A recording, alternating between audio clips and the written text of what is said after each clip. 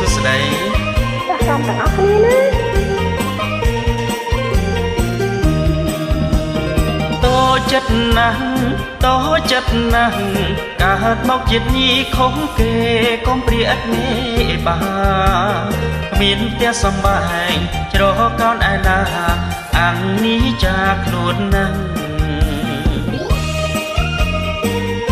កំសត់ណាស់ញោម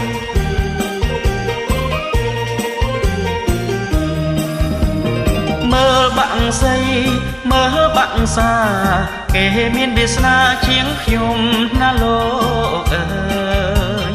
នឹកម្ដងម្ដងចង់ស្លាប់ឲ្យហើយចាប់ជាតិថ្មីល្អជាង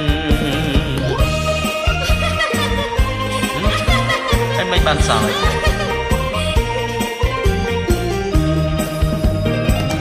ប្រកំសើខ្ញុំចង់តែសើចមិនគេខ្មើញៀតដៃជើងគ្រប់គ្រួនតែទីច្រើនទៀតដេញមិនខ្លះហើយបែរជាចឹងធ្លាប់ក្រពេក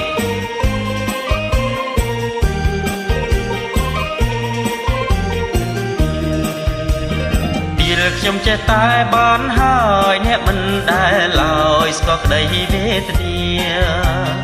នាងកើតមកសម្បត្តិហូរហៀទុយខុសស្រឡះពីខ្ញុំ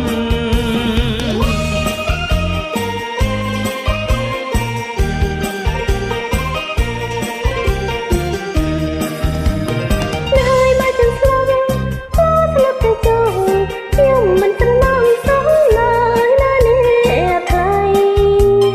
បងម្នាក់ឯងមកគេមកភ័យស្ដាយថ្មីមនុស្សយ៉ាងហ្នឹងមិនអត់ថ្នាក់ដឹងពេកទេដឹងហើយ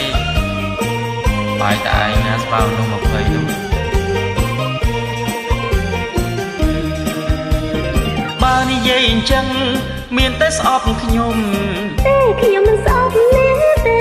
សុំកុំខឹងខ្ញុំចង់ឲ្យនាងញៀងខ្លួនឡើងគេតស៊ូក្នុងរឿងជីវិត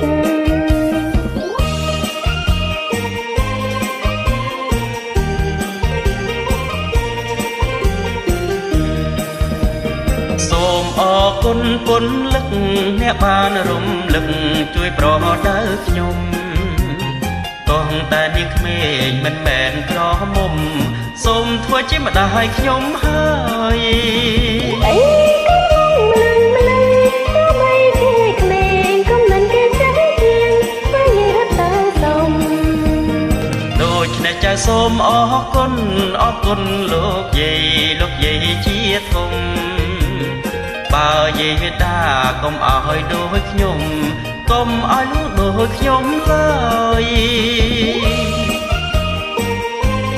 អសរលឿនពេកច្រៀងតនេះទេ